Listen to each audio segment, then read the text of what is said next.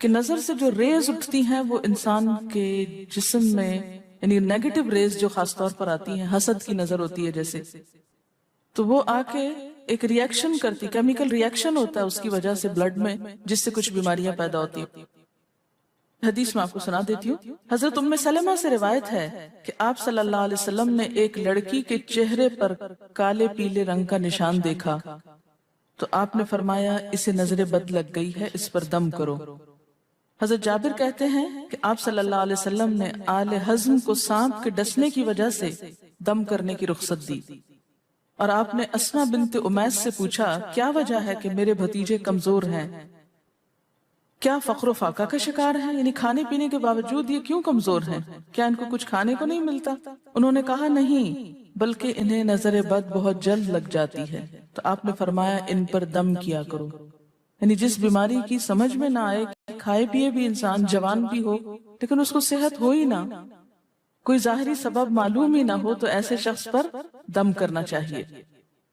حضرت عائشہ صدیقہ کہتی ہیں کہ رسول اللہ صلی اللہ علیہ وسلم نظر بد کی وجہ سے دم کرنے کا حکم دیتے تھے۔ حضرت انس کہتے ہیں کہ آپ صلی اللہ علیہ وسلم نے نظر بد اور بچھو وغیرہ کے ڈسنے سے اور پھوڑوں سے دم کرنے کی اجازت دی، یعنی پھوڑے وغیرہ جو ہوتے ہیں نا اس پر بھی دم کی اجازت دی، تو جسمانی بیماری ہے نا۔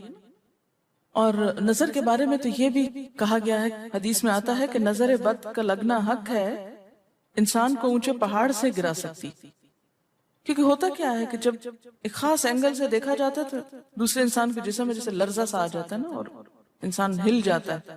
اس کی دلیل قرآن میں بھی ہے، ایک سورت کے آخر میں آتا ہے وَإِن يَكَادُ الَّذِينَ كَفَرُوا لَيُزْلِقُونَكَ بِأَبْصَارِهِمْ لَمَّا سَمِعُوا الذِّكْرَ، کہ قریب ہے کہ کچھ کافر آپ کو اپنی نگاہوں سے کیا کر دیں، پھسلا دیں جب یہ قرآن سنتے ہیں۔ یعنی وہ سننے نہیں آتے تھے، صرف آپ کو گھورتے رہتے تھے۔ اور کس لیے گھورتے رہتے تھے؟ تاکہ آپ بول نہ سکیں، آپ لرز جائیں، ڈگمگا جائیں، اپنا کام چھوڑ دیں، بری نیت سے آتے تھے۔ وَيَقُولُونَ إِنَّهُ لَمَجْنُونَ، کہتے ہیں کہ یہ تو مجنون ہو گیا۔ آپ صلی اللہ علیہ وسلم نے فرمایا نظر بد حق ہے، اگر تقدیر سے کوئی چیز سبقت لے جا سکتی ہوتی تو وہ نظر بد ہے۔ پتہ کیسے چلے؟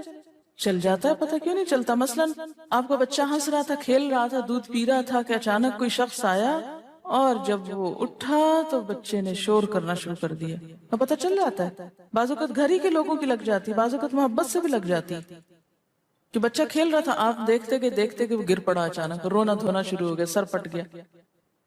حدیث میں آتا ہے نظر بد انسان کو موت تک اور اونٹ کو ہانڈی تک پہنچا دیتی۔ اونٹ کو ہانڈی تک پہنچانے کا مطلب کیا ہے؟ ذبح کرنا پڑ جاتا ہے، تڑپنے لگتا ہے۔ آپ صلی اللہ علیہ وسلم نے فرمایا اللہ کی قضاء اور تقدیر کے بعد سب سے زیادہ نظر بد کی وجہ سے میری امت میں اموات ہوں گی۔ آپ صلی اللہ علیہ وسلم نے فرمایا نظر بد سے اللہ کی پناہ طلب کیا کرو، کیونکہ نظر بد کا لگنا حق ہے۔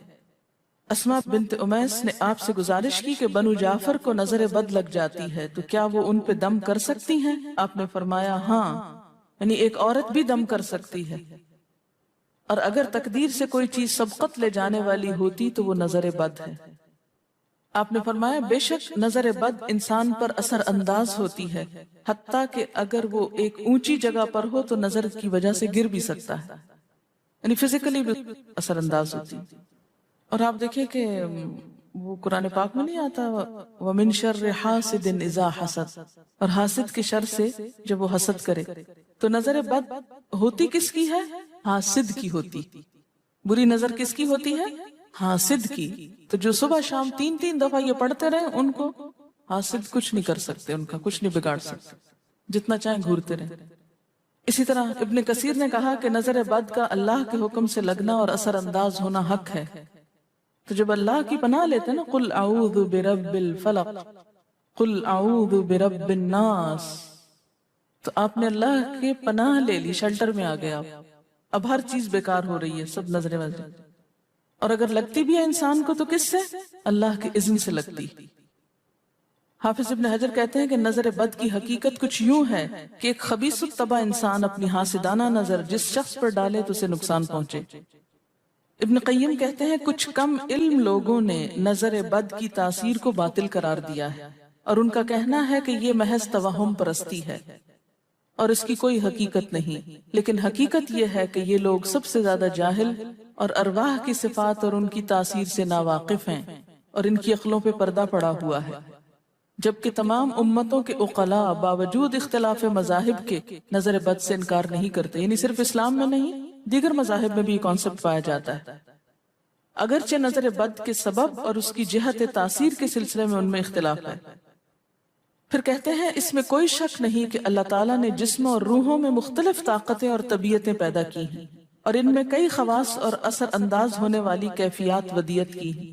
آپ دیکھیں کہ لو چلتی ہے تو اثر نہیں ہوتا، اس کا بھی تو اثر ہوتا ہے نا، حالانکہ وہ نظر نہیں آ رہی ہوتی، اور کسی عقل مند کے لیے ممکن نہیں کہ وہ جسموں میں روحوں کی تاثیر سے انکار کرے، کیونکہ یہ چیز خود دیکھی اور محسوس کی جا سکتی ہے، اور آپ دیکھ سکتے ہیں کہ ایک شخص کا چہرہ اس وقت انتہائی سرخ ہو جاتا ہے جب اس کی طرف وہ انسان دیکھتا ہے جس کا وہ احترام کرتا ہے، اور اس سے شرماتا ہو، اور اس وقت پیلا پڑ جاتا ہے جب اس کی طرف ایک ایسا آدمی دیکھتا ہے جس سے وہ ڈرتا ہو، یعنی جس سے آپ ڈرتے ہیں وہ آپ کو دیکھے تو آپ کا رنگ پیلا ہو جاتا ہے۔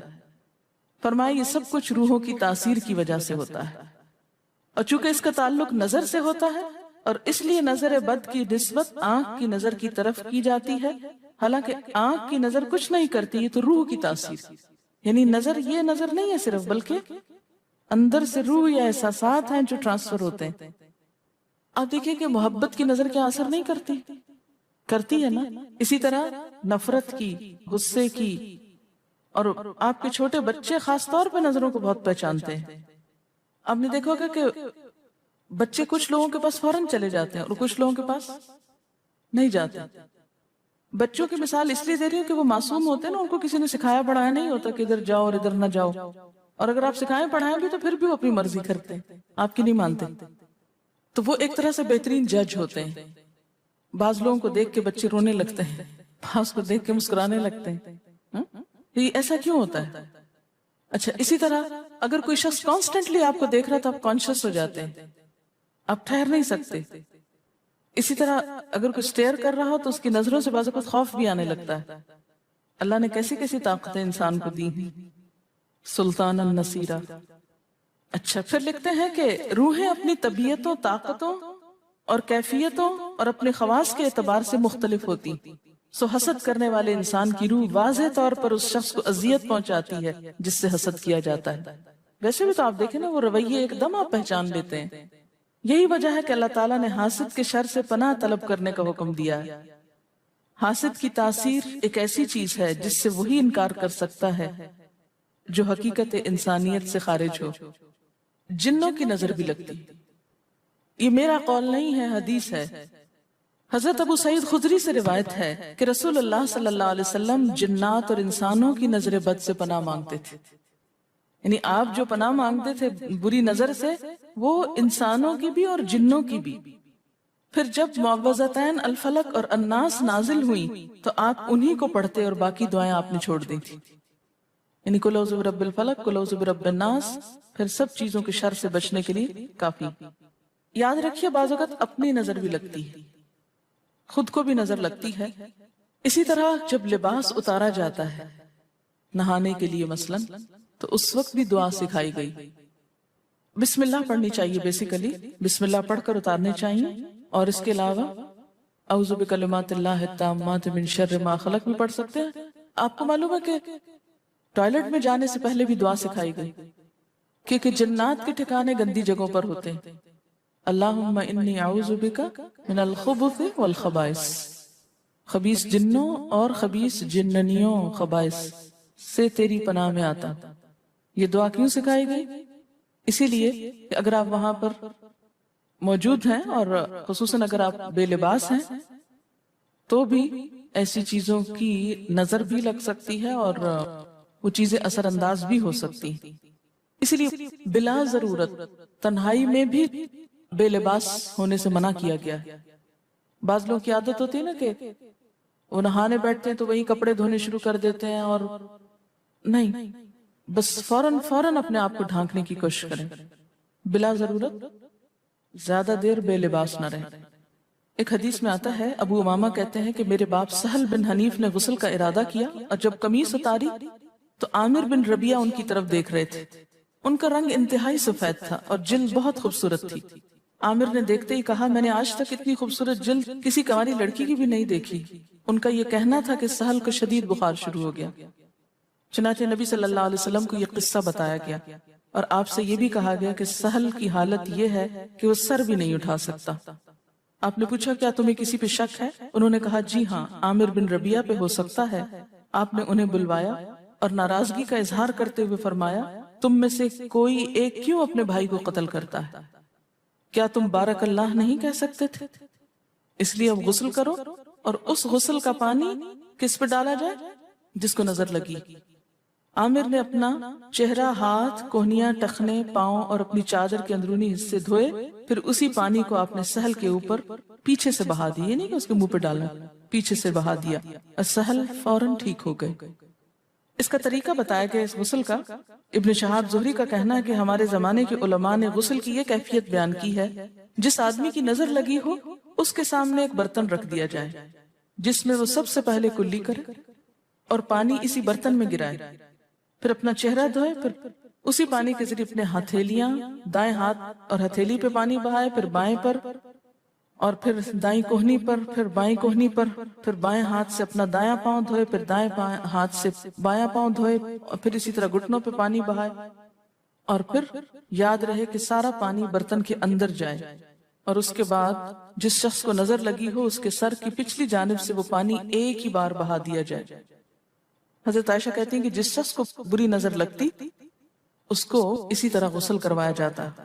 اب بعض اوقات یہ نہیں پتا چلتا کس کی لگی، ایسی صورت میں پھر طریقہ کیا علاج کا؟ مریض کے سر پہ ہاتھ رکھ کر یہ دعا پڑھی جائے، بسم اللہ ارقیک من کل داء یؤذیک من کل نفس او عین حاسد اللہ یشفیک بسم اللہ ارقیک۔